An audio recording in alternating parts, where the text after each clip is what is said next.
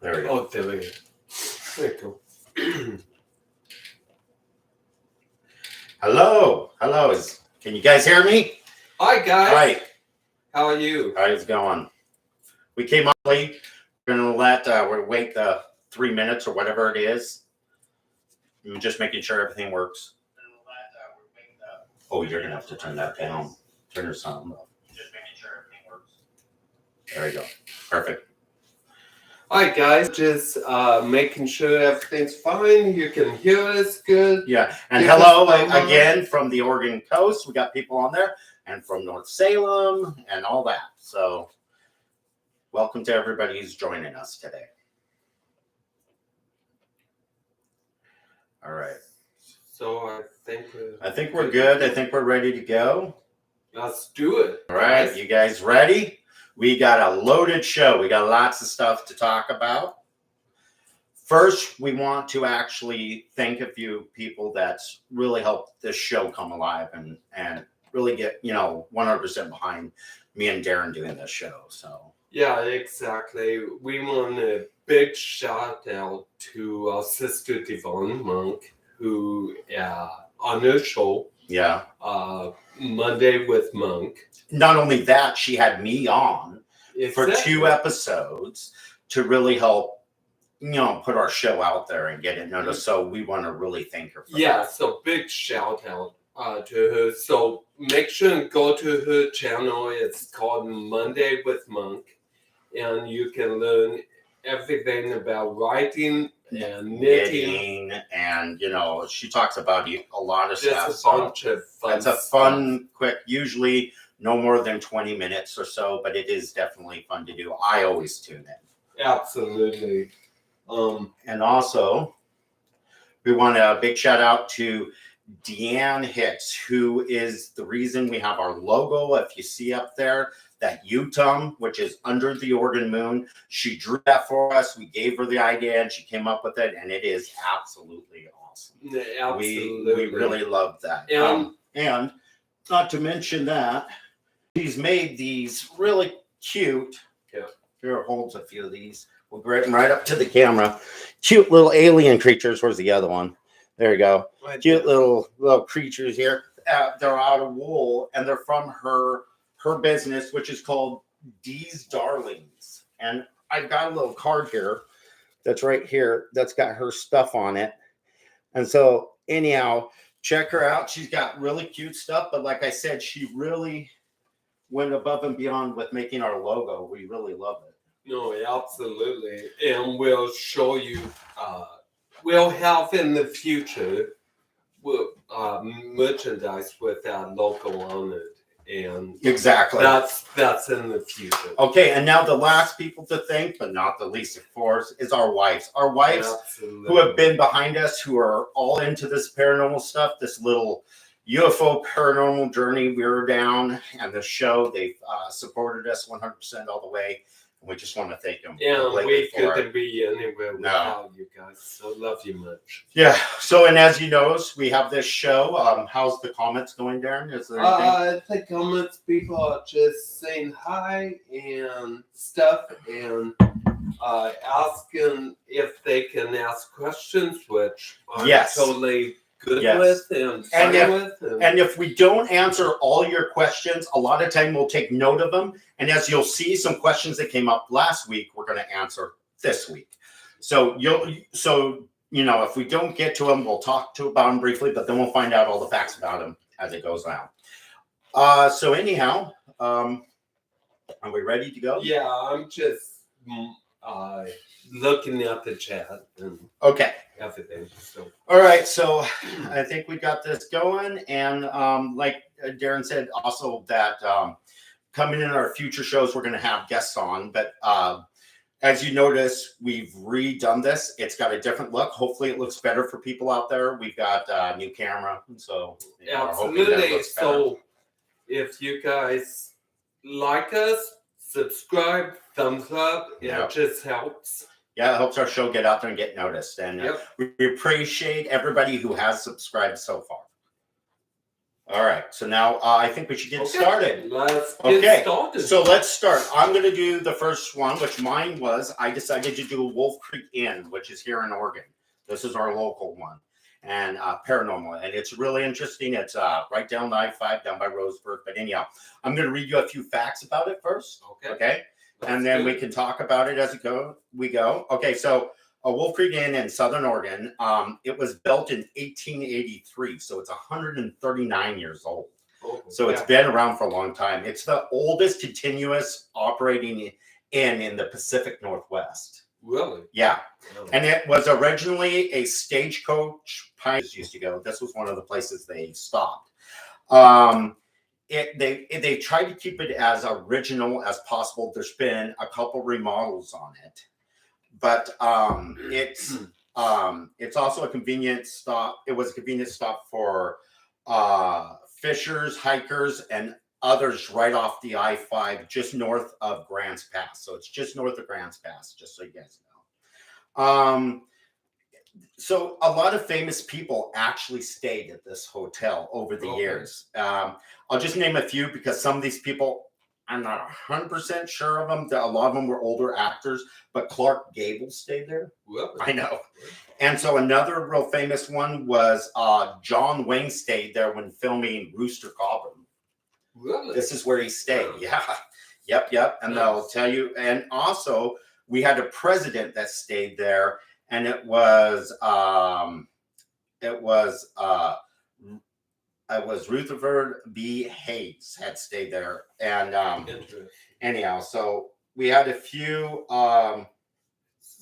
famous people that stayed there at that inn. And a part of them, the rooms, they've said which rooms they stayed at, so you can go and talk to them about that kind of stuff. So is the inn considered haunted, or what's the backstory? See, that's the thing. There's a whole bunch of stories about the haunting, so I'll get into that right now. So here is the hauntings things. The reports are flickering lights, unexplained voices, moving objects. Some reports of other paranormal researchers encountered the ghost of Jack London. Also, so Jack London is the novelist, right? He was there, so there's a room that he used to stay in. So some people think that it's Jack London that is haunting the place. Well, I don't know. That's what they think.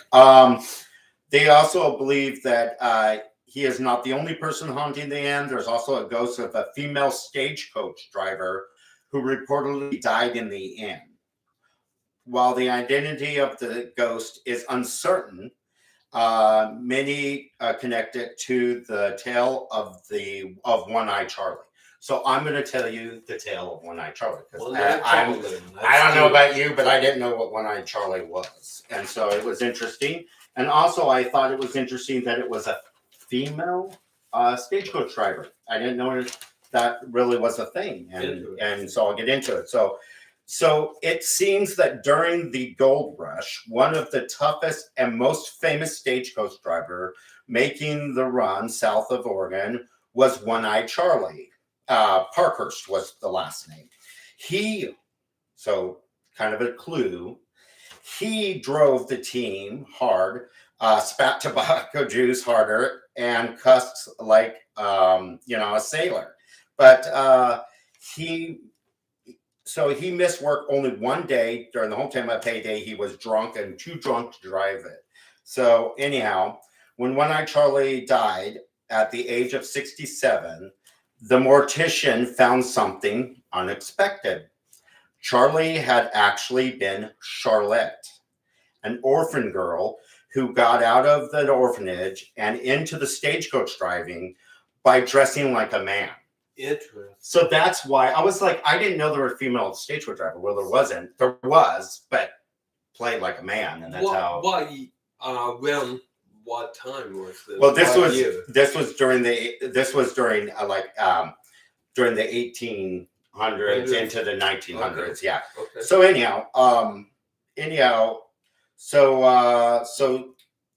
so some say that she was the first woman in the country to do so. They say she, let me see. Let me read my notes down here. So she Oh, she died in 1879, 4 years before it was built. So that's why they're saying. So she was a stagecoach driver, and people are correlating that she is the ghost that's haunting One-Eyed Charlie. But it's hard to believe that she could be. There's something with the grounds, that there was something else there, because it was built in 1879, was 4 years before it was built when she died. Okay, so it was built like afterwards. Yeah. So it could be, unless there was another building there that maybe she's haunting the grounds. I don't know. I'd have to dig more into it. But this was from one investigator. What was she buried around that area? It does not say where she was buried at all. Interesting. So also one of the there's other reports that go on there. Some of them are really strange. This is high on my list that I think we should go in and investigate. Yeah. Because absolutely. One of the strangest reports, and maybe, more sinister, described as vampire-like creature. It has been seen on the grounds, and even in the hotel itself, reported it has fangs and often described with blood around the mouth. Some believe it just to be a ghost of a mentally disturbed person who wishes to be seen as a monster. Others believe, it's like some kind of other ghost, or maybe even a cryptid creature. They don't know, but anyhow, it's considered a vampire thing. So I found that interesting. Some even have said that there has been people who have been one claimed to be bitten by it.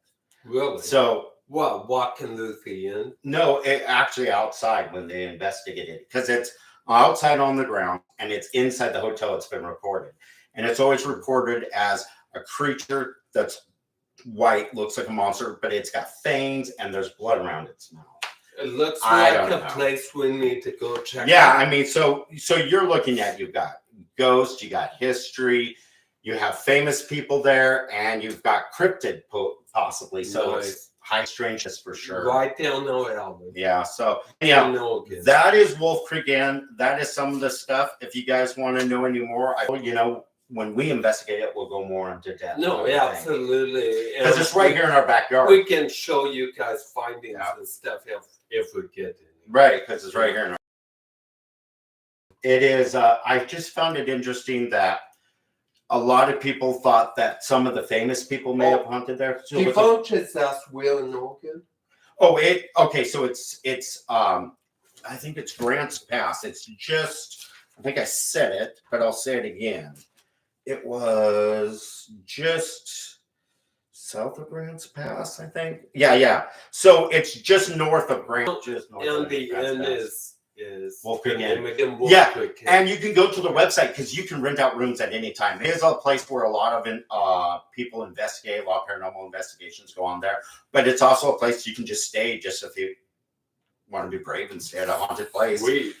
So I also, just if you're not into the haunted thing and you're just wanting to know the history, you've got presidents that stay there, authors that have stayed there, and it's just interesting. So looks like a good writing site for sister. Yeah, hey, if you want to write something paranormal, it could be like your little where Oasis, So anyhow. Totally. Okay. Well, that's really cool. So now I think we're going to go on to the next part, which is you're going to talk about a UFO and what one you're talking about. Because this weekend we went with UFO Festival. Yeah, exactly. And so the UFO Festival started in 1999, but in 1950, Eileen Trent, she was just out her farm feeding animals and stuff. She saw a UFO in Oregon. Wow. And so she went and she got her husband, Paul, who took a camera and took a picture of it. And it was a Kodak. I think it was like an 8mm. Wow. And I have a picture of the UFO right here, and I can show you. All right. Just a second. Let me. There it is. See if you guys can see that. See that? Yeah, I can see it. Can you see it? Yeah. Okay, See that? so That's the picture. That's pretty good with an Yeah. old time. I mean, that's better than some of our digital stuff. It seems like we've got. exactly, and so of course, people are, the skeptics who say it's on string or it was a call, some particle that was thrown up in the sky or whatever like that. Right. But the pictures have never been debunked, really. Which is And cool. so this happened. They've been scrutinized pretty well, haven't they? Yeah, it's been scrutinized pretty well. And so this happened in May of 1950s. So McMinnville started celebrating it every year. And they would like to just celebration stuff. And then in 1999 is when the UFO Festival started. Which cool. happens every year. Yeah. And, except for maybe COVID. 1 year, I think. Exactly. And so it's just interesting and fun fact. The UFO wasn't actually seen in McMinnville. Right. It was seen like 20 miles, I believe, south by would that be Sheridan? Yeah, Sheridan. Yeah, exactly. And so, just fun fact, So it was technically closer to Sheridan than it was to McMinnville. Yes, it was. But McMinnville being a much bigger Yes. area, they took. Yes, they took it off. I didn't know that. That's interesting. I can see why. So, let's see what year. So the UFO Festival is like year 23 or something like that. Well, and then something else, they always have a lot of guests that come to that, don't they? People that are. They do. And we ended up attending something, didn't we? So we went to a speaker panel and with our wives, and the speakers were Whitley Strieber. Which, okay, let's explain who he is. Communion. He was one that was, he claimed he was abducted and all that, and he's been around forever. Yeah, exactly. And he wrote the book in the 80s and stuff, and ever since then he still gets visited stuff. He actually has his own show that I kind of watched there. It's called Dreamland. It's called Dreamland. Yeah. And his website is down below. We linked it down below, I think. So all the speakers we linked down below. Oh, we didn't link them. We didn't link them. That's right. We didn't link them, but their name, you just pull their name up, you'll find them. Exactly. They're really famous. So there was Dr. Irena Scott, which I don't know a huge I don't know as much about her either. There was Kathleen Marden.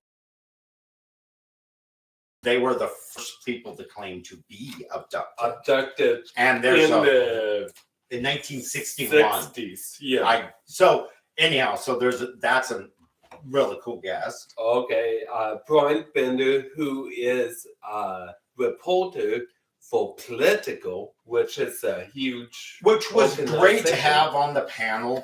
He comes at it more at a nuts and bolts kind of and bolts media background investigating. Yeah, so it was cool to have him. He offset the other guys really well. No, absolutely. And then Alejandro Rojas, which has been around in the UFO field forever. He's part of MUFON, which is an organization. They have sectors throughout the whole USA. Right. And I remember seeing, I don't know if it was on the radio program they were on when they were there, or if he talked about it, but he's got like some thing that he's working on where they're going to classify every UFO sighting and put it all on one MUFON, which has never been done before. Huge database. Like computer database that's going to have it all. So that's going to be pretty awesome. No, that's really cool. And then the last one was James Clarkson, and he is an ex-cop. Yeah, right? yeah, and he was interesting And too. so we had a really good mix, and it was a really good panel. It was, and what's cool about this, the panel that we went to, what's cool about it is when you get there, your guests are all up there. They each have a basket that's over by the stands, and there's little cards. You fill out a question to answer, either to the panel, to all of them, or to somebody individual. And then there's a guy with a microphone, and he sits there and he takes those questions and he asks them those questions, and they're all from the audience. So it's really a good Q&A. Very well. Because you don't know where the questions are. No, you don't. Right? So it's very cool.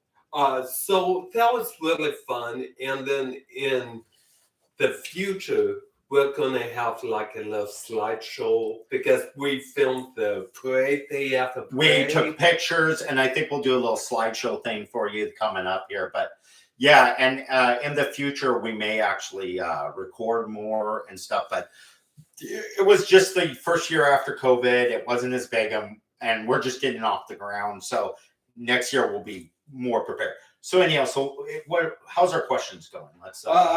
There hasn't been. Did you ask some questions? So here's the fun.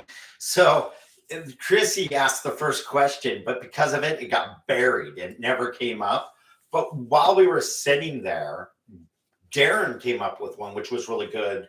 Which you can say it was about the. It was all about the UAP hearings in Congress that was coming up the following Tuesday. Right. So I ended up handing it to him, thinking he was just going to shove it under the pile, and instead they read it and they put it right to the top of the pile. They exactly. It was like such a good question. They automatically read it was really good because like Bryan Bender, who works for Political and stuff and covers all this, he's been doing it for a couple of years now. It started really good dialogue. He did, and it was a great question, and it was talked about a lot. So it was really exactly, cool. It's really exciting because this whole UFO field is becoming more mainstream, and the stigma is disappearing because it makes us feel good because we're not just kooks talking to you about stuff. Well, and we can thank everybody that came before us, like Whitley Strieber. Think of what he went through. Oh, horrible things. And he was so right. Well, and even the guys that we've seen from the military, that their lives were ruined. The military literally ruined their lives to try to keep this all secret. And now they're coming out and saying, oh, yeah, I guess there really is something. Well, what's interesting, and we'll talk more about that. We'll talk more about this, but the one that Chrissy wrote, the question was if they've seen Terror in the Sky, right? Which we're going to review talk later about on in just a bit, and stuff. But it's a really good document. It is a really good document, and we'll go into that in a little bit. Absolutely. So down below we have a link to the UFO Festival and stuff about it. Also a link for the 1950s UFO, the picture I showed. And the whole story. And the whole story about that. Yeah, and it is interesting. How's our question going before we move on? Which be good. Okay, so for me, and then I'll let you answer. For me, it was Bryan Bender and Whitley Strieber. I think I got the most out of them. You got to understand, though, to be fair to everybody, they were really tired by the time this is at the end of the entire weekend. They've been on shows and programs and breakfasts and lunches and radio programs. Their own thing.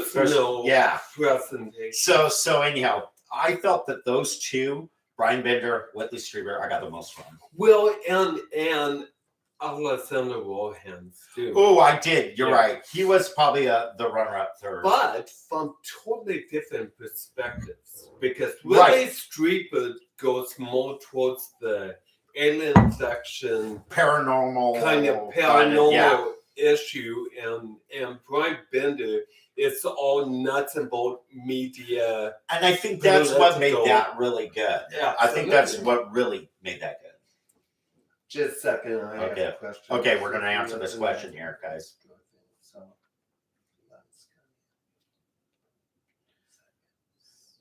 okay, so Alyssa, hi. Hi, Alyssa. My daughter, by the way, she said she was driving the other night, saw a light ball in the sky, and for about 30 seconds to a minute, then slowly faded away. Did you say a light bar? Did you mean like a streak? BAR. So ball is like probably a long. So there could be many things. I'm not saying it isn't UFO related. Well, it is UFO because we don't know what it is. But my thing is it could be a meteor. They streak across the sky, sometimes last. A lot of space junk. There is so much crazy junk satellites that are floating up there that keep crashing down. Yeah, mostly now. They're saying in like 50, 60 years, we might have just pollution surrounding the planet and making a ring. Right, a ring like Saturn's ring, but of satellites. Of satellites and junk. So we don't know. So it could have been. So still, it could be a UAP. It could be a meteor. Space junk. It could be all of the above. But that's interesting. That's the stuff you guys need to pay attention. If you guys ever can get pictures of it, and we understand that like that one would have been hard, but that's what everybody needs to start paying attention to. That's why we want this community. Just not me and Darin and just us looking up at the sky. Just have everybody looks up the sky, because that's where we're really going to find out everything. As soon as everybody starts looking up and starts paying attention, absolutely, that's when we start getting down to the bottom of it. No, absolutely. And thank you for the question. That's an awesome question. And just keep it coming if you guys see things. Okay, so are we good on questions? So good. Okay, so I'm going to move. So the next thing is like I mentioned in our last show, we had 2 questions come up that one I didn't know about at all. The other one I knew about but didn't realize that's what it was when it was asked. But both very good questions. The first one was brought up by Rosanna. And it was about the temple of the goddess of spirituality. And I've never heard of it. I have never heard of it. I didn't know a thing about it, so I said that. But I decided to dive into it and find out what it is, because when I don't know what it is, I want to go find out what it is. That's just what I want to do. So, do we have another question? No. Before I go on? Okay. Okay. So basically, it's in Nevada. Okay, it's located in Cactus Springs, Nevada. Okay. I will answer your question after this. Oh, we can go now. Okay. I haven't started. Okay, so Devon wants to know where do we put UFO boards? Where can we report them? And a really good place I was talking last video was Peter Davenport. And you can find the link on our first show. This is our second show. So our first show, Peter Davenport, he's up in Washington, and he has a database per state. Yeah. And that's a really good, The other one would be MUFON. And you can look up the local MUFON. It's MUFO. It's MUFON. Yeah. Yes. And I forgot what it stands for. Me too, exactly. But Peter Davenport is a really good. I would say I would go with that one too. Okay. So anyway. Okay. Temple of the Goddess of Spirituality. Okay. It's located in Cactus Springs, Nevada. Okay. It's 1 hour north of Vegas, before Beatty on US 95. Okay. So there's rules. It has special rules when you go up. So there's no There's no drugs, alcohol, pets, or weapons allowed on the grounds. Just FYI, it was the first thing. As you read, when I read the article, it's what was first. So I figured they really want to make a point that there's no drugs, alcohol, pets, or weapons on grounds. Okay, they have some events that are there. They're all geared toward women. This is a big place for women's spirituality is there. It's so Genevieve Vaughn, I believe is how she says her name, is the founder of the temple.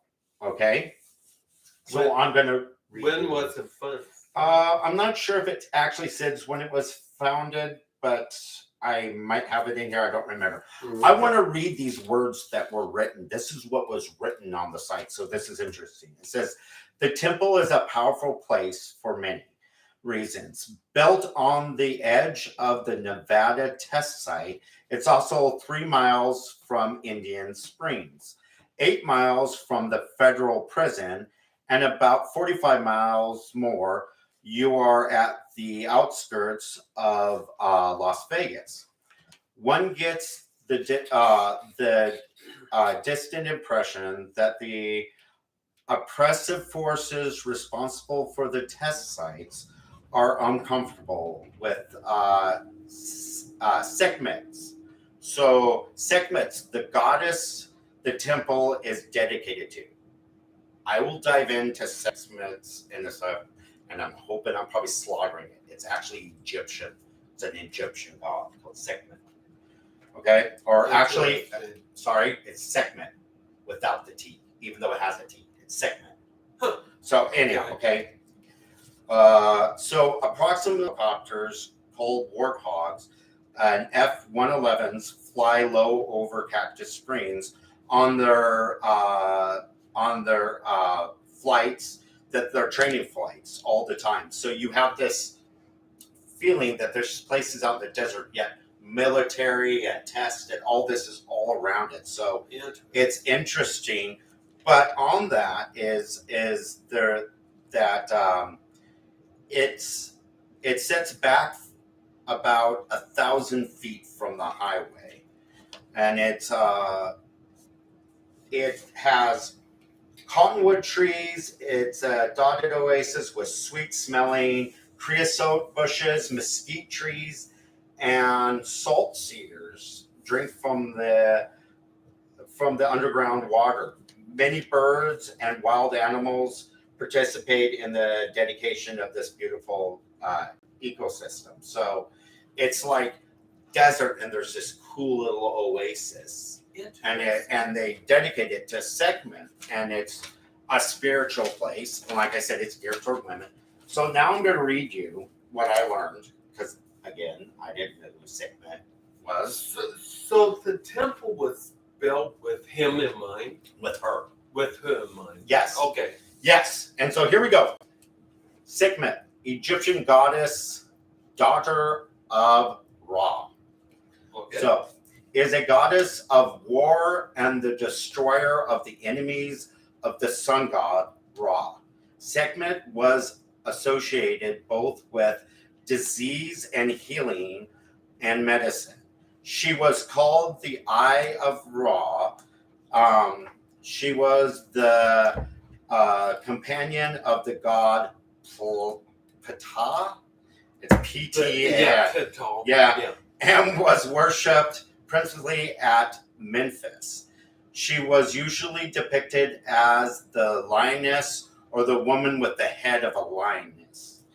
Okay, so basically, yeah, so that's basically they're worshiping Sekhmet, which is the Eye of Ra. And it's interesting that they would pick that location. It is, and I find it interesting too. I mean, and I've got a picture. If you go down below where I've linked it, it shows the picture of the temple you go to. But like I said, when you go there, it's kind of a spiritual location. I'm guessing that might even be a vortex of some sort, or but it definitely holds, some kind of energy, and it seems really good. So it's an interesting place. It sounds like a cool place to check out. Yeah, and so anyhow, so that was that was what I learned about the goddess temple. So thank you so Yeah, much. And that was great.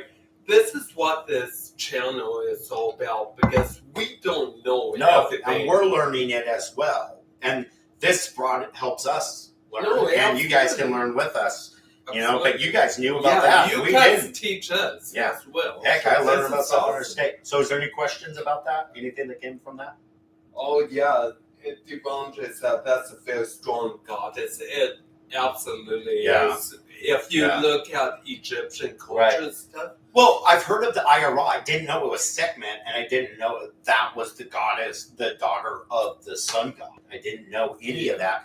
And so, No, that is not brushed up on all my Egyptian mythology or whatever. You know what? There's so much out. So much out. I know. So anyhow, so that was the first question. The next one I believe we got from Rachel and Eileen, I believe. And it was about Goldfield.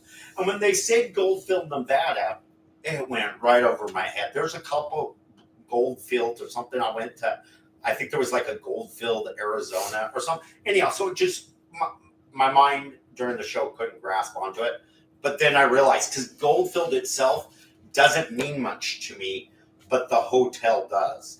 And so once I realized that's what it was, I decided to kind of do this. So first I'll read the history of Goldfield. Let's do it. Yeah, this is in Oregon? No, it's in Nevada. Oh, Nevada. It's awesome. Another Nevada. I thought it was interesting during last show.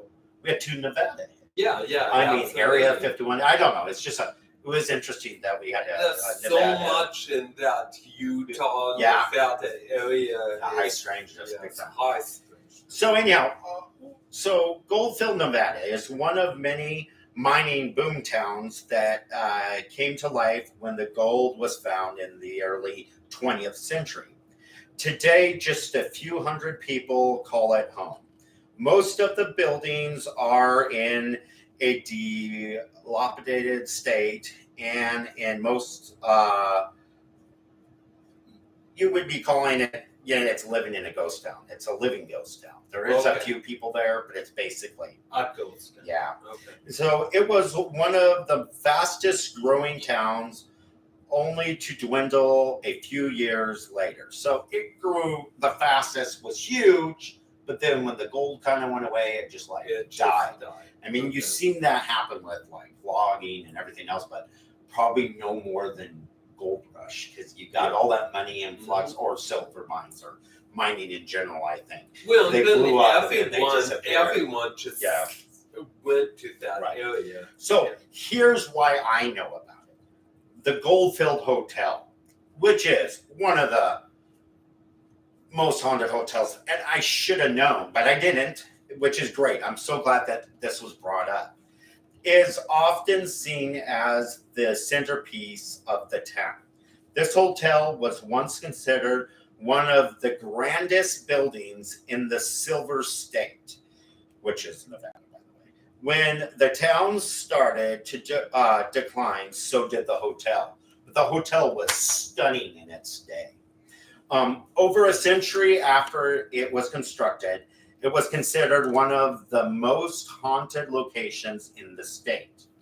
One of the most famous spirits is a woman named Elizabeth, and her story is a sad one. Legend has it Elizabeth became pregnant with George Wingfield's, one of the hotel's first owners, child. When he found out, he chained Elizabeth to a radiator in her room 109 of the hotel. He supplied her with food, water until birth. Some people say she died during childbirth. Others say Wingfield murdered her and threw the baby into an old mining shaft. People have reported hearing both the baby and the women crying from room 109. Interesting. So, I think we've heard this story before, like on Ghost Hunters. Well, I'll get into that in a minute. So other reports of hearing strange sounds and experiencing odd shifts in temperature. One might also remember the Ghost Adventures. It was when it was first started, when it was more not a and not what it is now. Yeah, back when it started, and it actually had some credibility. But from 2004, this is clear back from 2004. It's when he was in the basement, and he goes into a room, and there's lumber and bricks laying, loose bricks. And just as they hear a noise, they start to pan the camera out, and you see a brick thrown across the room. You remember that famous footage? That is what this is from, and that's why I should have realized Goldfield, but that's this one. So, anyhow, that's, it was clearly a brick, so that's clearly a lot of energy. It sounds like we need to go to Nevada. Okay, well, yeah, well, this place, just so you know, others report reoccurring spirits are a woman who is thought to be of one on herself, and a man who died in a gun battle on the 4th floor. The hotel is private property. If you want to visit, you have to contact the owner or visit the website. So when you go to Goldfield Hotel, it has the list of the person you got to contact. You can't even drive up to this place. It's like they've got it pretty secluded. So to get access to it isn't easy. Well, and we have the link down below. Of the website. And on that website has the link of the contacts. Wonderful. So you should be able to find all that information. But anyhow, I found that interesting. Yeah, that's definitely one that would be go. And I know that there's been footage caught of paranormal. I mean, the energy it would take to throw a brick across the room is incredible. Yeah. How's our questions going? The fun right now, this just goes to show you that you guys are important, and just talk to us about stuff, and this is a give and take. Sure. Yeah, it is. Okay, so our questions are good. I say let's talk about Terror in the Sky. Let's do it. So we mentioned Terror in the Sky last time, and I said that for people to tune in. I did not realize exactly that you were going to have to buy the show. So you have to purchase it to watch it. I would say for people like us, it was well worth everything I purchased on it. Yeah. The information and what they caught is amazing. And it's unlike anything else. So let's dive into what it's about, so you can explain. Okay, so Terror in the Sky, Caroline, what's her name? Caroline Court? Yeah, of course. Yeah.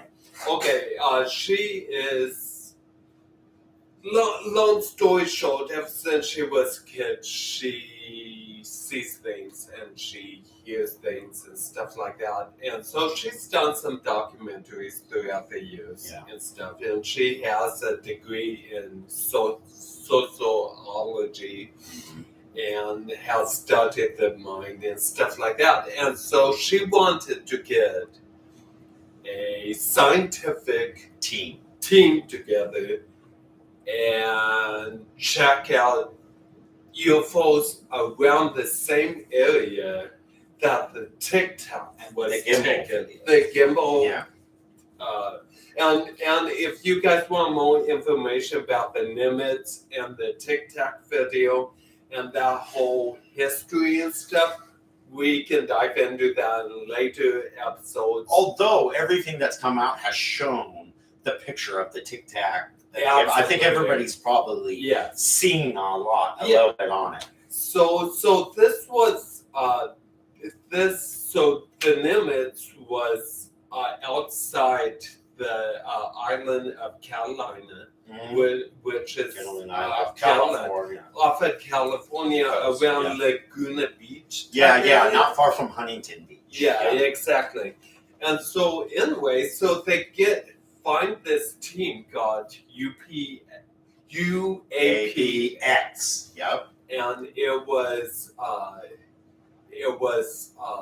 created by two people who were on the Nimitz. and saw the Tic Tac. Right. One was a radar specialist. Right, who actually caught it on the radar. Yeah, and his name is Kevin Day. Yeah.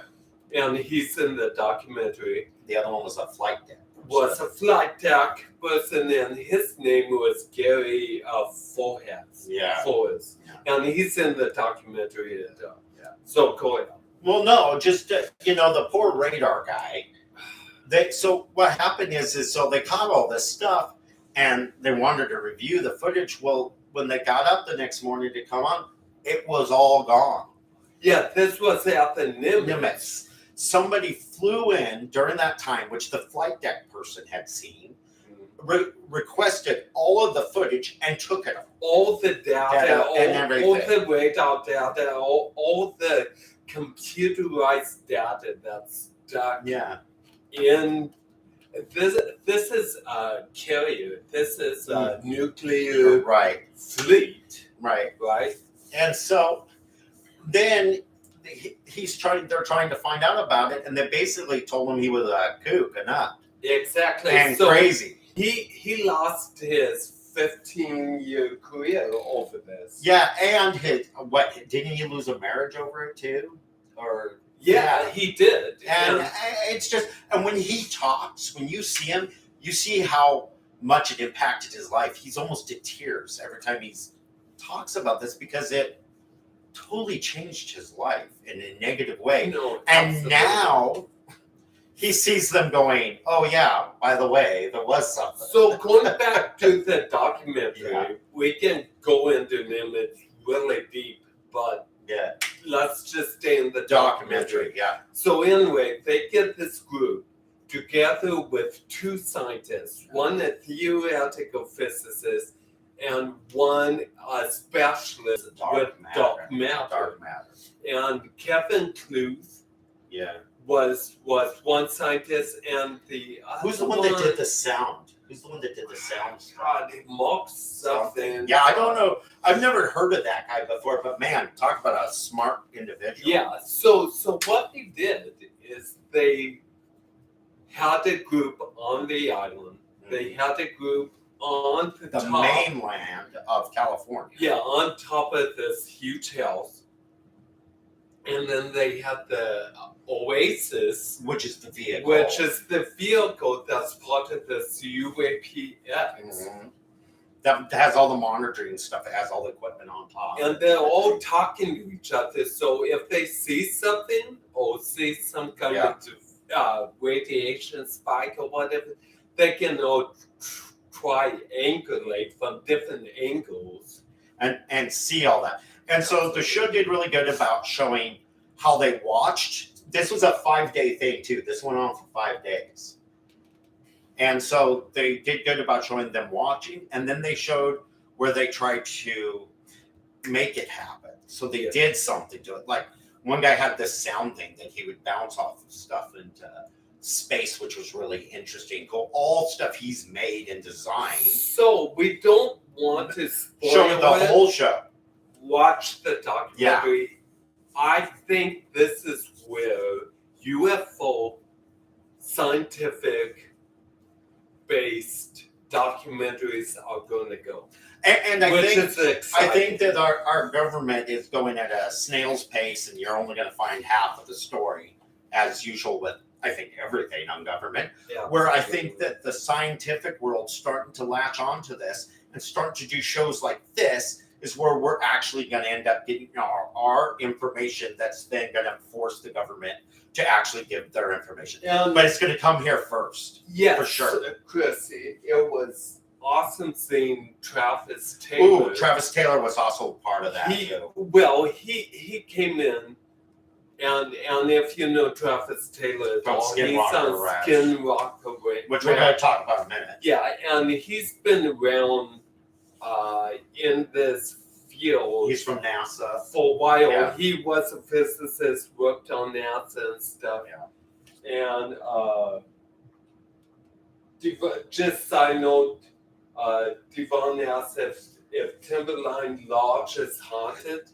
And there is, but just so you know, The Shining, which was filmed at Timberline Lodge was not about Timberline Lodge. It was about the Stanley Hotel in Colorado. Yeah, exactly. So, which is haunted, very haunted, Very haunted. and he wrote it there. And that's where Stephen King wrote it, the story. So, is Timberline haunted? I don't know. I haven't heard tons of reports of And it. we can research. But I will dive into it. That's another one we'll look into. Because I don't know. But I do know that people sometimes think it's haunted because of The Shining. Yeah, exactly. And so to go back to the documentary, thank you for the questions. Yeah. Go watch the documentary. Yeah. It's worth it. It's only like $3.99 now on Prime. I don't know. I paid cheap a bunch now. at first. Yeah, but, and I paid $3.99 to watch it and stuff. Yeah. And it has William Shatner in it, and so. Yeah, and he's just at the beginning. He's Yeah, talking he's to good. Caroline, And then they're going back and showing what they they've did. done a bunch of shows together. So we'll go to our second one we're going to talk about, which is the third season of Skinwalker Ranch. Yeah. Which was really cool because this season's been really good. Again, if nobody's watched it, I don't want to dive too much into it, but the UAPX team actually came out for that too. So Travis and them met back out, which was really cool as well. This team is based in Oregon. Right. Oh yeah, that's right. Interesting. Something interesting. It's an Yes. Oregon-based team, UAPX. So because Kevin Day, he lives in Oregon. right. Too. So Yeah, it was Skinwalker Ranch third season. They're really diving into. They're really starting to focus. Before they were trying to figure out, is there stuff happening? There's no doubt there's stuff happening. Now they're starting to fine-tune their experiments exactly on certain things, especially what's focusing on what's called the triangle. So if you watch it, you'll know more about it. But I think even the last episode I just watched was just amazing on some of the stuff they're catching. And so I don't want to give too much around, but you're having scientific equipment that is not working, failing, reporting impossible stuff, and things happening that is just amazing. It is such high strangeness at that point. So Skinwalker Ranch, we could dive into. We talked about it last time. Want to and stuff, but this is third season. The first two seasons were okay. Like I said, this season's really getting into this season. They are narrowing down to an area called the triangle. And if you see it from a plane or whatever, it looks like a triangle. There's a reason they call it that. And they are finding radiation spikes. And one of the reasons they're focusing on that is not only did Bigelow mention the triangle, but also the people that have lived on the ranch prior to that had all said that things weird happened around the triangle. Yeah. So it's like everybody said the triangle, and that's why they really focused on that area. So this show, it's a little more production based because it's on history. So right, it's by the same people that did Ancient Aliens. So you're going to get that kind of feel. It's on History Channel, so it's kind of like Ancient Aliens and Oak Island feel. So you have to deal with that, but really what makes the show good is the scientific investigation on top of it all. Because this ranch has been investigated by the government even. Yeah, for years. Since it first came out in like the 90s was when it first started being leaked a little bit. So that's a very interesting show. You can find it on History. We have a link down below. Yeah. Okay. So how are we doing? Any more questions? Just a second. Did someone start on the third? Yes, you can. You could start on the third season. You could start on the third season. Because they always show what happened prior, but you do miss a lot of development, I think, of the people and knowing who's who and what they are, because it doesn't explain a lot of who they are. Like, you won't know the security team and all that, but really, I don't think that's that useful. You could start on the third season if you wanted to. Because the things that so far has happened in the third season has to deal with things that's happened in the prior seasons, Yeah. like experiments and stuff. Right. And so they they correlate. Yeah, they say, hey, we did this and this and this, and Yeah. it didn't work, and now we're going to do this. Yeah. So you don't get to see the shows when this and this and this happens, but you see the little board. So you guys don't, because it's like 10 episodes a season or something, so you guys don't have to do it, but it's on Discovery Plus. If you have it, it's free, or it's on History. Yeah, it's on History Channel. It's free, so it's worth watching. Yeah. Okay, so we're good on questions, or we got more? Did the Vatican put out statement on aliens?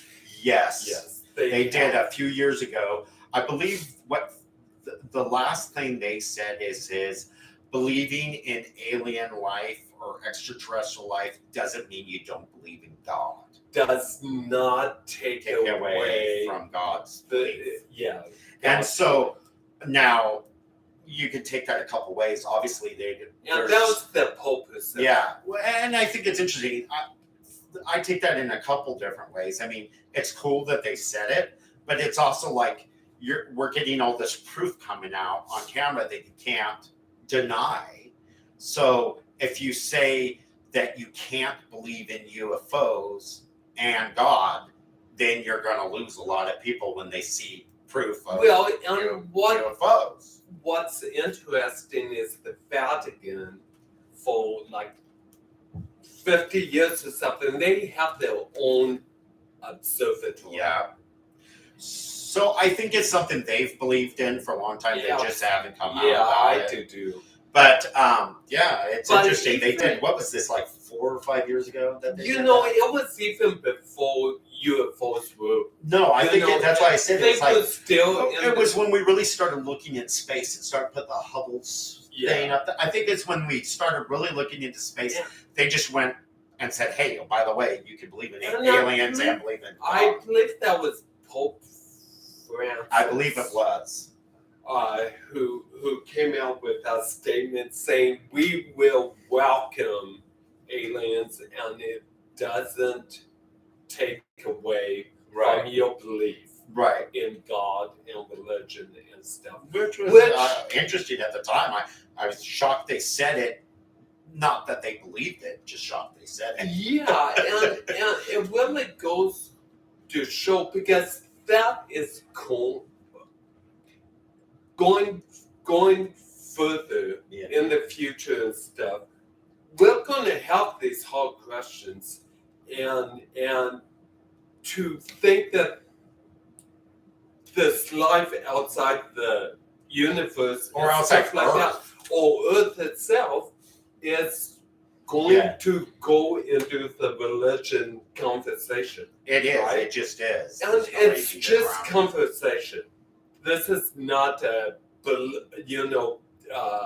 religion or not conversation. Yeah. It's all encompassing. Right. All Are we right. done on questions anymore? But wonderful question. Yeah, great Thank question. you so much. Oh, shoot. Just a moment. Okay, we're reading. Just hang on a second. We don't want to miss too. Try and get all the questions. Okay, this is from Chrissy.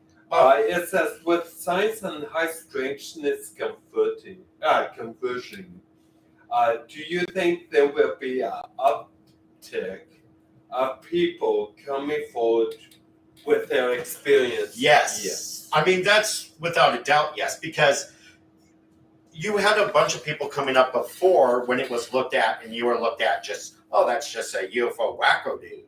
And you had them coming forward. Now that you're getting, hey, we've scientifically proved there's something there. We don't know what it is, but there's something there. You're going to get even more people that feel comfortable telling their story. Exactly. And the Navy. Oh, yeah. The Navy has put in dialogue that the pilots and stuff have to report if they've seen something. Well, see, the military for a long time, even like back when Roswell, all that, they had where if they said anything that was classified, they could have 2 years in jail and 5,000 or something like that, fine and all this. So they really made it so people in the military wouldn't speak at all about this.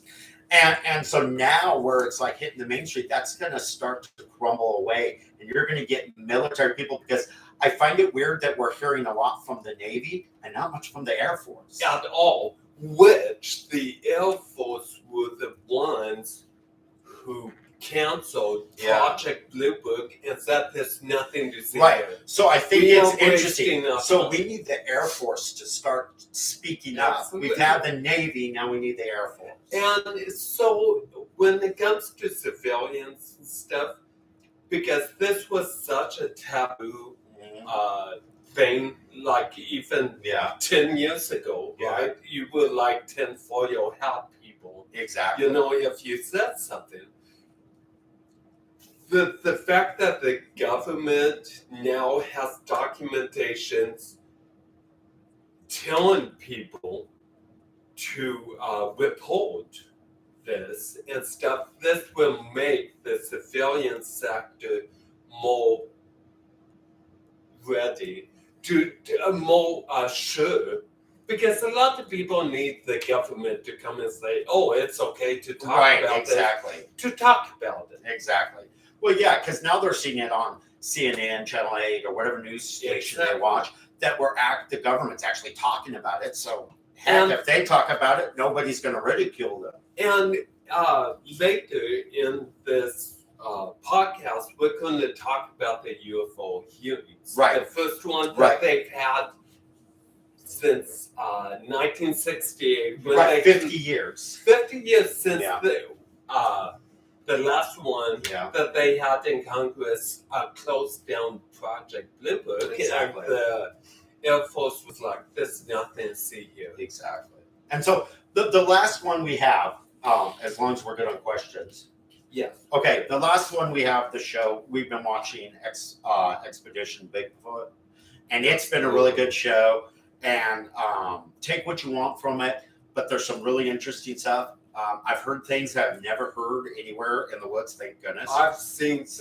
And also seen things, not just Bigfoot, but things like shadow things that are unlike anything I've ever seen before. So it's really interesting. What's interesting about this show, I know we're talking over each other, but no, that's fine. What's interesting about this show is that it does take a more scientific type approach to it. Right. You have the one, they did good where they have one that's like the full-on believer and one that's like very skeptical, almost if she's got to have proof.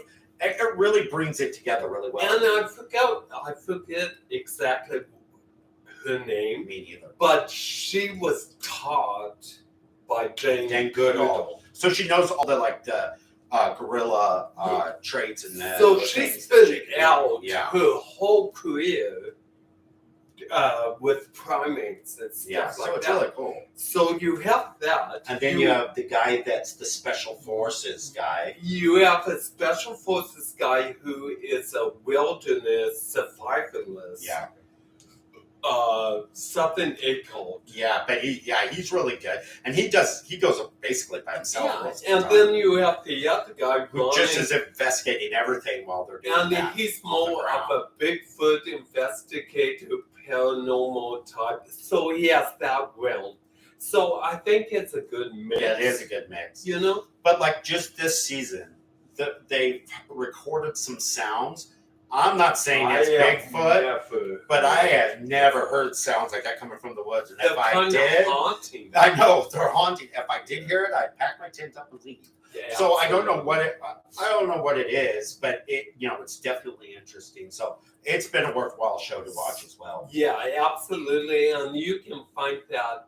I think Travel Channel. Travel Channel. I believe it's on the Travel Channel, and it's also free. It's also on Discovery Plus. And everything else. So this show again, they have to make it entertainment, right? Yeah. So you have how it's edited and the production stuff. It still has that that entertainment, type, which I don't like. But I don't exactly like it either, but I do get it because they want to bring in the people that are not believers or people that are interested in it, like just me and you. They want to bring in the people that just want to watch TV and they're like, oh wait, maybe this is something to this. So they're trying to make everybody happy, and somebody's not going to be happy. And so we have a question from Devon again. She asks, where is this happening in Washington? Okay, so first, they've had several seasons, but they've been in Oregon. Yes. They've been in Washington, and they've been in California. And so this season, it started out in Washington. Right, because that's where last season ended. So this season started in Washington. Yes, and so now they've moved to Northern California. And I'll tell you why. This is another reason I like this show, is because they have algorithms of where they go, of sightings and stuff. So they have found out that Bigfoot or whatever it is, whatever you believe, migrates. So they can follow the migrations of these sightings. Right, and also they're paying attention to things like there was an area where there was reported supposedly nests of Bigfoot, and the government went in and they shut down the land, surrounded this huge area, and they said nobody can go here. Exactly. And so right next to it is where they went. And that's right attached next to that's where they're at. Right now in California. Right now. And so they're finding, I just like having the scientific method helping with the paranormal. And that's what's cool, that we're not just looking at the paranormal, but when you combine it with scientific and you're looking at the facts. I mean, they use drones, they're using pheromones, they're using things you're not seeing before until they see it. LiDAR, which looks under the ground and stuff. They're doing things so you're not like, well, why didn't they do this? They're doing it, which is really cool. So that's another good show. Yeah. So and probably all three of these shows are in our links. Down below. We got them. And you can find out more information. Or and if not, I've got them in the thing and you just put it up. Yeah, exactly. They're really easy on your TV. So I think our next thing we need to talk about just a second. Is this question part. Okay, here's one more question from Chrissy. It says, less from Survivor Man, who is a wilderness survivalist, right?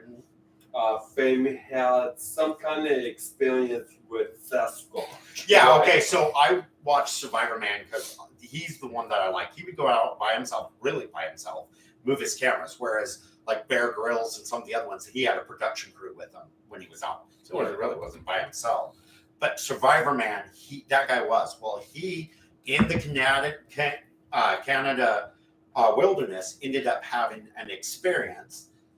He didn't see Bigfoot, but he saw like footprints and things like that. And he's out in the woods all the time. So it was like really crazy to him. So anyhow, he did a 2-part series just on Bigfoot, trying to find it. They found some things that they're talking about where they find structures where the wood is crossed and stuff to build structures. Yes. He found some of that. And that was one thing that was talked about in the Canada wilderness. So he was up there. It was a 2-part series. It was interesting. But I thought it was interesting that that's not what his show was about. His show was about surviving by himself in the wilderness. And he came across some Bigfoot thing that he couldn't ignore. So he ended up doing a 2-part series. And that's what's interesting about the whole paranormal in general, is that you will have historians who just study history, of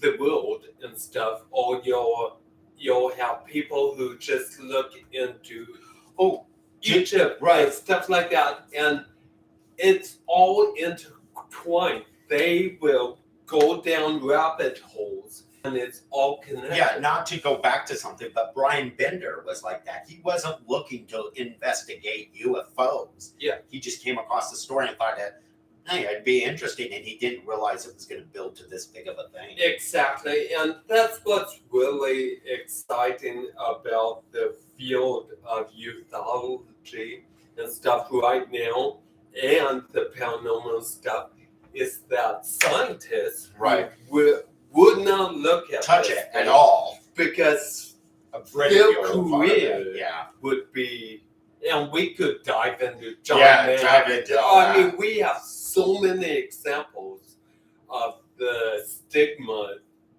with scientists Yeah. and whatnot. But it's just exciting to see. It is. So now I think that we should go on to the hearing. Okay. Because that's our last thing we need to talk about. So, and I listened to it. Say what you will about, I mean, listening to hearings, it's really It's boring. not for everyone. It's boring. Because it's so boring. It but really is. I did I session work listened at to the legislation, so I'm used to hearing talking heads. Right. That's all it is, dude. And that's what podcasts are. That's what, yeah. Right? Yeah. It's Hopefully you're not talking. bored with this show, but Yeah, exactly. So hopefully you'll still with yeah, hopefully it's better than a congressional hearing. Absolutely. But I think it's worth, if you want to listen to and stuff. So this happened on May 17th, and it was 6 o'clock in the morning, our time, Pacific time. So 9 Eastern. And Wasn't it supposed to be like 2 hours and it was only like an hour and a half? yeah, it was slotted for 2 hours. Yeah. And it only went an hour and a half, which I thought was lame.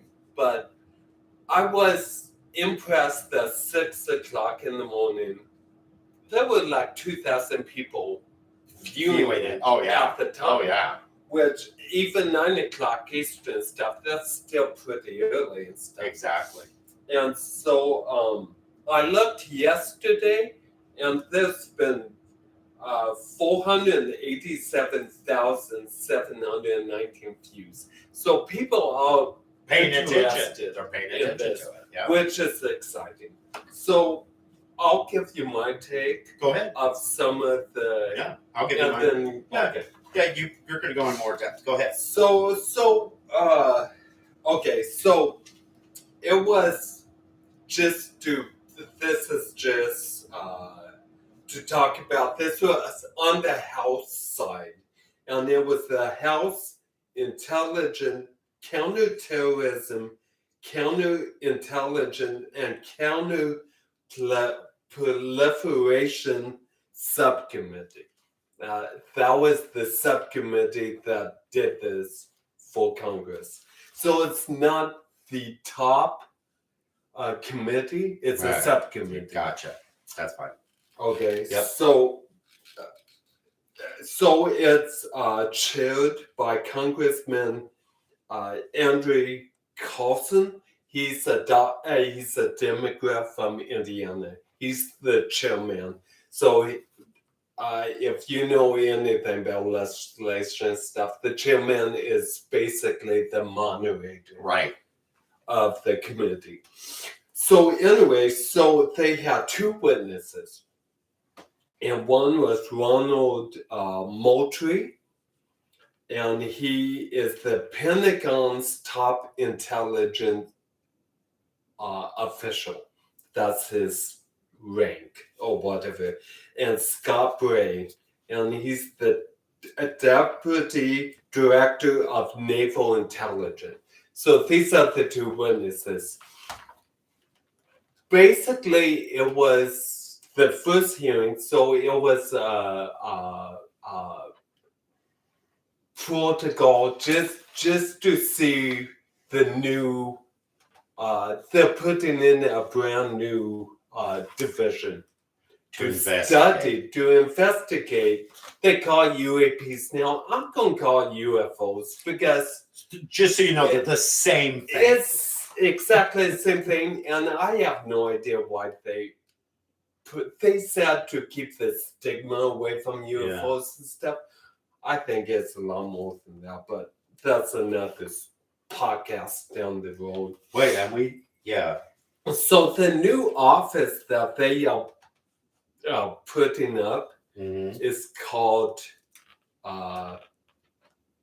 AIMSOG is the acronym, Which AOIMSG, and it stands for Airborne Object Identification and Management Synchronization Group, which is an awful name for a second. But what I found interesting, yes, you go through all the.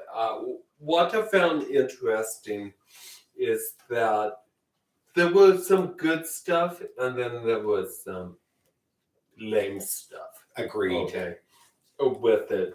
And some of the good stuff was that since the UAP task force came out with the first official Pentagon report last year, June of last year, where they had 144 sightings that they couldn't explain. Well, it's up to 400 now. And that's within a year. And this is all military witnesses, and sightings and stuff. And so I found that interesting. Another thing that I found interesting is the congressman on the panel and stuff for the subcommittee are really interested in this. Yeah. I mean, they aren't laughing anymore about this. No, I think there's too much out there now. They can't. Yeah, and there's too much because things are coming out, so they have to do something. Right. Right. Well, and basically my take was very similar. I mean, I thought there was some good stuff and some stuff. I thought that, unfortunately, seemed a little not prepared for everything. Which was really Which weird. is not what you want when you're doing And so professional they area. showed 2 videos. And one of the videos was interesting, but Yeah, I know. it was...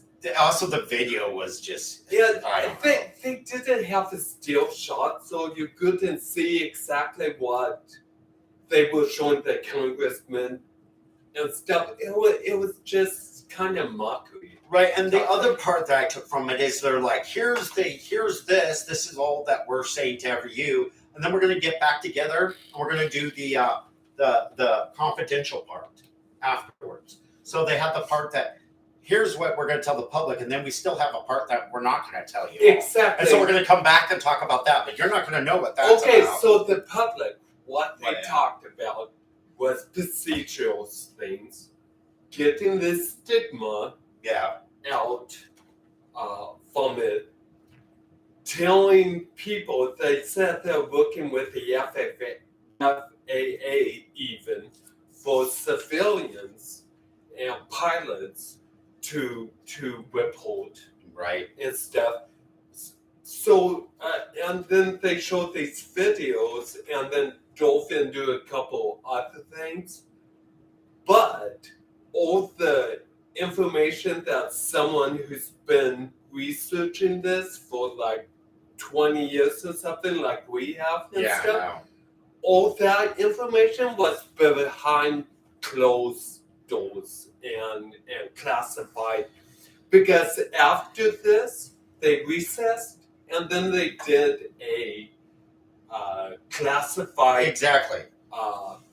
where they talked. And so that's why I'm saying we don't that. know anything. No, and that's why I'm saying that they're going to only tell us stuff that we probably already know. It's going to be And all then- drip. We're going to have like the Terran Sky people, they're going to have to push them to release more information so that we find out exactly what's going on. And that is why I brought up FOIA last podcast because that is where you can FOIA and get some information. Right. More information about it. So we have some questions. Okay. So, and then we can dive into the hearing a little more. Okay, so Devon is like, I saw Joy Reid, a news anchor on the cable news, question a candidate running for office, and she asked him if he thought UFOs were real, and he said yes.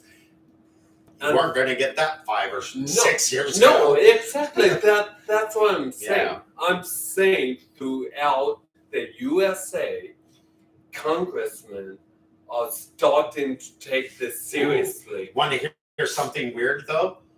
You know, over in Britain, Europe, they're not. Yeah, They're completely still shut down like we were. So we're releasing all this stuff and start to talk about it, and they're still like, shh, which is interesting. And even in Canada. Even in Canada, yeah. We've been watching like podcasts of people in Europe and stuff, researchers and stuff, and it's not coming out as much. Right. Now, what's interesting is France and stuff. Yeah. They've always been open. Yeah, they've been open. about Yeah, this. yeah. Always have been Yeah. open about this. Anyhow. So anyway, she keeps going on.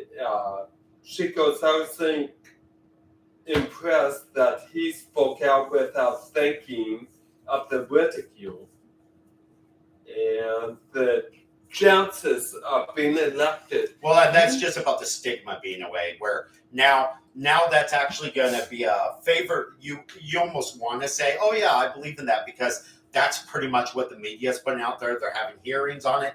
So if you talk about it, it's not a taboo thing anymore. And what's going to be interesting is seeing elections of officials and stuff, having this be part of their platform. Exactly. I think that is where it's going to. I do too. I think that some people are going to start to say, and I'm going to, where you hear, well, they're going to push for schools or whatever, you're going to start hearing people say, and I'm going to push to get to the bottom of this UFO. Exactly. I think we're going to start hearing. And we can dive into that more, because there's some government official stuff who's really going down this trail.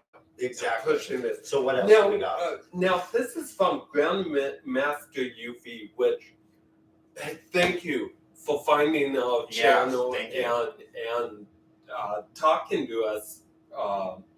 He says, I was briefed on ET and UAP with Congress and with the public, and have extensive knowledge, and also know a lot of the physics and science of levitation and propulsion methods. Sweet. And then he goes on to say, Devon, we have a lot of information on this topic. We've known about this for a long time. There's no question about it, and the alien DNA from Chile to Brazil. I totally agree with you. Do agree with that. Oh, yeah. And I would love to talk to you. Yes. And please. Yeah, send us any information you want to share with us. Any information. Talk about, yeah, exactly. And I know that area is huge on UAPs. And he says he's subscribed. Good discussion. Good show. Thank you so much. Thank you for tuning in. This is what we want. Exactly. We want an open dialogue, because I know for a fact, you're researching this as long as I have, and just listening to people, that what this guy is talking about is absolutely true, and there's absolutely so much more. Exactly. And so getting everybody to talk about it, there can't be too much. That is what I'm saying. Everybody needs to talk about this and bring what their knowledge is, so that you know something we don't know. Maybe we know something you don't know. We share it together, and it starts opening up the big picture. And I think that's it's starting to happen more and more. And there is so much documentation about Chile food. That's what I just said. In that area, I have Absolutely. seen. I mean, that is like one of the hot spots. So, I mean, there's that area there where you almost on a nightly basis you can put cameras up and catch UFO sightings. I mean, come on, that is crazy. And this is one of my. Okay, and Grandmaster Yuffie again just wrote, I used a high-powered burning blue laser to get the aliens to come and also used a high-powered flashlight for up-close orbs and rocks and smoke dust. Shoot the whole sky with a high-powered blue laser. You know what? You see this kind of thing on Skinwalker Ranch, and whenever they seem to do stuff, it initiates stuff. So I completely believe that's true, because it seems like under certain circumstances, in certain areas, you can almost like initiate responses of some sort. And what's interesting about what he's talking about and stuff is people start and do this more and more. Right.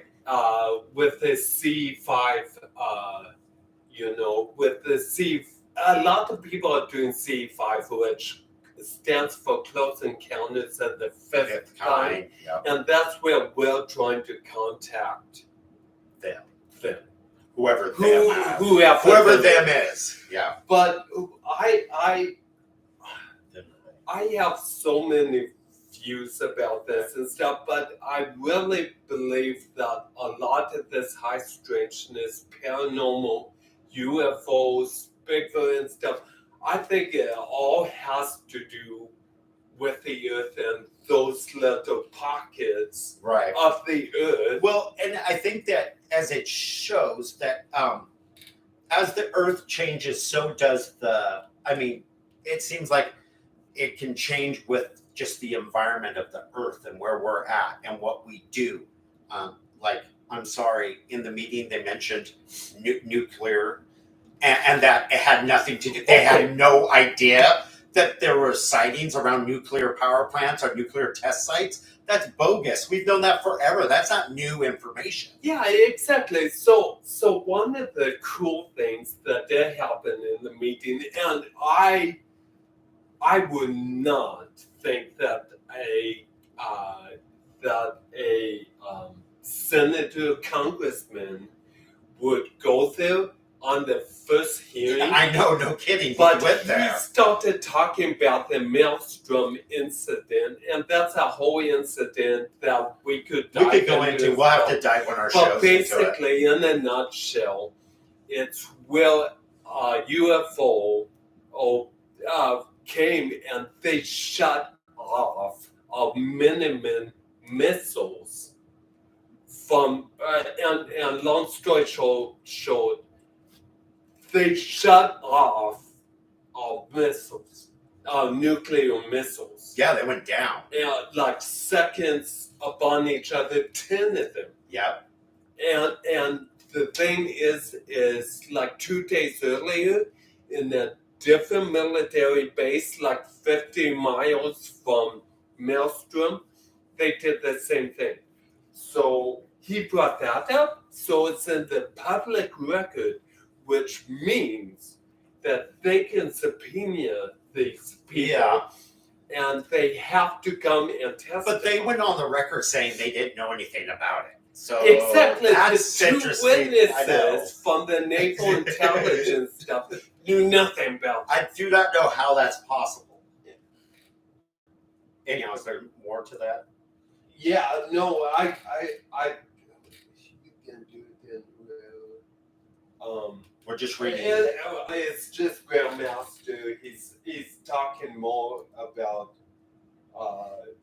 Let's see. He said you can do it anywhere. I do it in DC, and I've captured them for future analysts and touched them before. They seem to work on lightweight, neutral buoyancy, slightly heavier than air. Interesting. Lateral stagnant propulsion or something. That's cool. I agree with you. Yeah. We need to talk more because mostly if you're around the DC area. Yeah, it's because interesting. We could dive into Well, the Betty and Barney happened over there in that area. Well, Exactly. absolutely. So that's the East Coast. That's the first so-called alien. Right, and that had to do with the naval base too, by the way. Absolutely. Hey, so one thing that I just realized, we were going to talk about acronyms. Yes. And I don't have that information. Do Okay, you? so we might have to put that in our next show because this show was so loaded. So loaded, but we want to make a database, and we have to put it on our Facebook page. And then I think that's what we'll do. We'll put it on our Facebook page and then talk about it in the next show. The acronyms, and they're just what actually the community uses. Paranormal and UFO community uses acronyms, but it's constantly changing. Just like in this hearing, we have a new one. No, I mean, exactly. They're constantly adding, just like UFO and now UAP. And this helps you guys understand what we're saying. Because when we talk about ATIP, yeah, right? You know what ATIP is because that's the acronym, and then you will know more about what that means. Right. Well, just like UFO is unidentified flying objects, most people know and that. Then UAP. But wouldn't know what UAP is. Yeah, they know what UFO exactly. is. Thinking it's different. Yeah, and it's not. It's the same whatsoever. So basically, the hearing.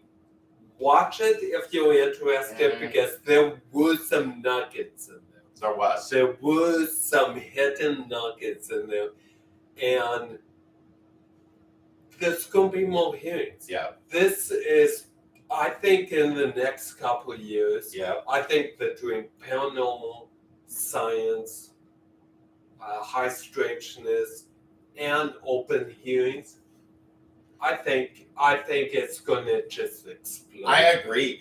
I mean, and you got to throw cryptids in there too. I think Absolutely. It's all has to do with each other. And now that the community is starting to look more at that, I think that's great.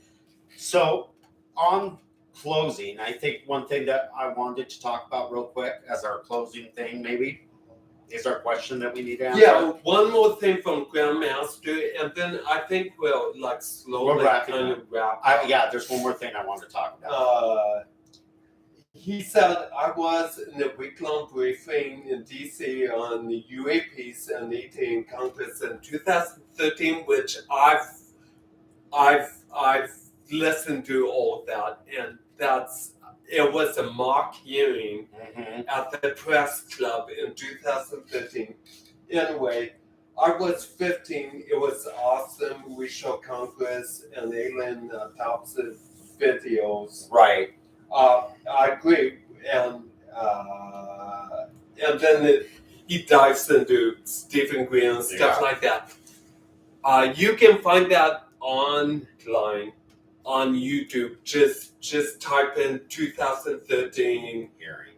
Mock congressional hearing. Yeah. And that had a former congressman. Yeah. But you have the top of the top researchers. You have Richard Dolan. You have Linda Moulton Howe. You have she's great too. Oh, she's been around forever. It's worth listening to because they dive into documentation about Roswell, about Maelstrom. We're talking about the effects of the Winfield forest. Yes, in UK. Exactly. In the UK, the red light. Yep. Very good to listen. Hey, so Darin. So on closing, I think I agree with you. Okay. On closing, I think that in our next show we'll talk about the acronyms. Yeah. We'll talk about we're gonna see Betty and Barney. There's a documentary out about abandoning bodies. Yeah, about that. And it's really good. And then there's also the one called Aerial Phenomenon that's coming up, right? Which we really need to check out. I am very excited about because. Do you know when it exactly is coming out? Is it going to be out before our next show? Yes, I think beginning of June. Okay, so we definitely need to see that. Exactly. It looks like they did it awesome. And Aerial Phenomenon is about the Zimbabwe school with 63 Kids. kids and teachers saw UFO land and occupants and stuff. And the alien talked to them through their mind. They heard things, what they said. Absolutely. And also, they bring the kids now back to And that area, They which is really interviewed them then, and then bring them back. and they brought them back now. It just looks like it's done really awesome. Really And good. this is a very good incident. Right. And so I'm looking forward to Me that documentary for sure. So I think that if there's no other questions, I think we're good. Yeah, it's just Grandmaster talking about a lot of. You can email us and contact us on our Facebook page. We should talk more. Because, yes, you are diving into stuff. Yeah, but you're talking our language. You're talking our language. We just haven't gone there yet with the Right. podcasts and stuff because we know that everyone isn't Where we are. So where we're we bringing are. everybody. We're trying to just. So bring the we're community just up. trying to slowly get people Yeah. because we can wood farm it about this for it, and it's data overload, Correct. So we're trying to just slow things down. So I think that we had a great show, Yeah, no, and this is wonderful. and I think that we're good. And everybody, like I said, this is a community. I want you guys to get out there. I want you guys to have your cell phones ready, whatever. If you guys see something weird, strange, or whatever, I want you guys to take footage. You can send it to us. If you don't know, if you see something, record something. And again, just like the question earlier, and you don't know where to send it, you don't know where to report it, contact us. Absolutely. We will help you get it to the right place. Absolutely. We're not the right place, although we can help get the message out, but we know the places to get it. So if you guys aren't sure, please contact us. No, absolutely, and then we will have our next podcast will probably be in June. It's in June. It's toward the middle to late June. I'll get a date out on that. We're still nailing down the time. And so I think we're hoping to do some kind of slideshow just to show the parade and stuff. Yeah, I don't know if we'll have it for June. It may be a July thing, but there's a slideshow that we're going to start working on, and it'll just show some of our stuff at the UFO Festival parade. No, absolutely. And the festival when we were there. And so if you guys like what we're talking about and where we're going, hit subscribe, hit the thumbs up, and hit the bell that shows you reminders of when our show so you don't miss it. Yep. Whatnot. And please, if you guys want us to dive into something or go somewhere different, there's two-way street. Right, and this is something we're going to get into more. We're going to actually put a format out there. But if you have something in general that you want us to look more into, please contact us. Just like this, like the Goldfield and the Goddess of the Temple, we will dive into these things and we'll find out more information for you. Even if it's something famous like the Roswell, incident, Yeah, exactly. We will go into any of that. Just let us know.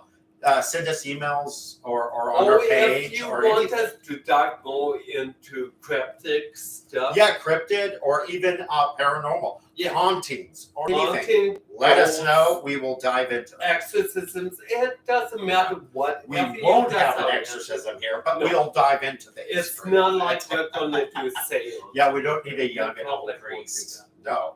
All right. Absolutely. So, thank you so much. Subscribe. Please subscribe or like our page. If it's not live and you catch this and you're just seeing this, subscribe and you can watch it live next time. Send us a message if you guys don't want us talking about things live and you have questions. We're totally fine Yeah, with we're that. good with that. We'll keep you anonymous, whatnot. So thank you so much. Thank you. We're all in this together. Right. So we'll just sit around campfire, just talking. Yeah. And that's what we're doing. Thank you so much. and keep looking up. Yeah, well, and like I said, we always want you to continue to report anything you see. It's just something we can't say enough. And yes, looking up in the sky, looking behind your closet, wherever it is, just, make sure that you report those things and just don't keep them secret because you think that it's, people will make fun of you. This is the platform to report it. Yeah, exactly. And again, thank you so much. Thank you for joining, guys. And we will see you on the flip side. Yep, see you. All right. Bye, guys. Bye.